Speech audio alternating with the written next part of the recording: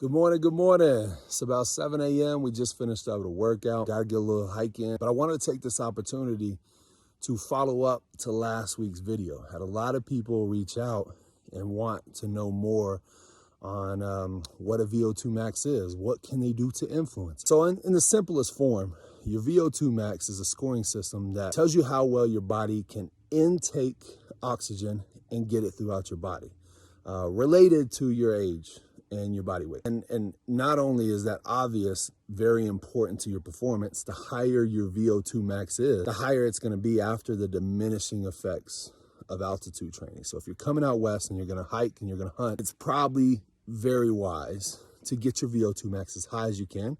So that way you're still at a high level of performance after the diminishing effects. It's going to pull your performance down either way, but you want to be at as high as you can for performance purposes and for safety. So let's get it as high as we can in leading up to getting out here and hunting and hiking. But not only performance, the VO2 max is one of the only numbers that we have that directly correlates to all-cause mortality, which means the higher your VO2 max is, the longer you're going to live, right?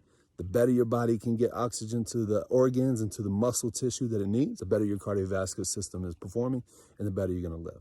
So the three things that you can do to help impact your VO2 max is, one, let's lose some weight. Let's cut some pounds. Let's cut some fat. There's direct correlation, not always, but there is a lot of data that shows the heavier you are, the more excess body fat you have, the harder it is to influence that VO2 max deposit. Number two, get your heart rate monitor. It doesn't matter if it's an Apple Watch, a Fitbit, a Garmin, whatever it is. Let's be intentional with your cardio. A lot of people are just jumping on treadmills or going running in the neighborhood or jumping on bikes with no true intent behind where they want their heart rate to be. So who knows where their body's adapting? Put some intentional training into your heart rate, into your cardio system will go a long way at getting you where you need to be. And that leads me to number three, is where to perform. What type of program to follow? Well, there's a lot of programs out there, but there's a lot of research that shows that there's a benefit between combining interval training with also long steady state. So, maybe a couple times a week, we're doing some interval training where we're getting your heart rate to 90 to 95% of your max heart rate. To configure your max heart rate, take 220 minus your age. That'll give you your max heart rate. We're going to perform 90 to 95% for about a minute or two. Then we're going to relax and calm down, let that heart rate come back down for another minute or two before we repeat the process over and over and over again. But then a couple other times during the week, we're looking at some steady state. Maybe we want to get your heart rate into the 60s or the 70s, and we're just going to ride it there for a long period of time for a certain specific duration.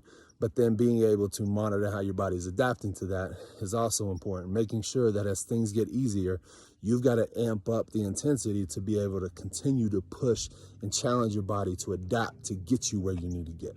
So hopefully this helps.